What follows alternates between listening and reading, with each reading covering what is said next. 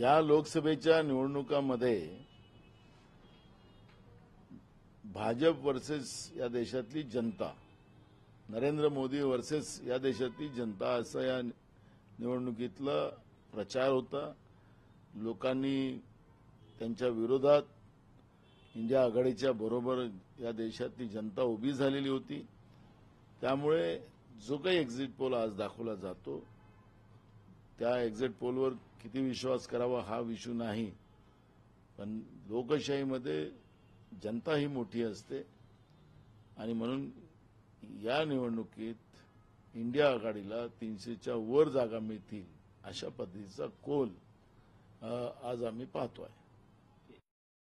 लोकसभा के चुनाव में नरेंद्र मोदी वर्सेस इस देश की जनता, भाजपा विरोध में इस देश की जनता, ऐसा ही ये चुनाव का लोगों की भूमिका थी और इंडिया आघाड़ी के साथ पूरे देश की जनता एक तरफा खड़ी थी.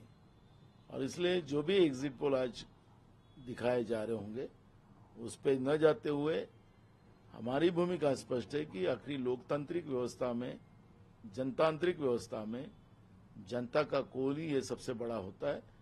और जब 4 तारीख को रिजल्ट आएंगे तो इंडिया आघाड़ी की जो तादाद होगी वो 300 के ऊपर इंडिया आघाड़ी के सांसद चुन के देश में आएंगे.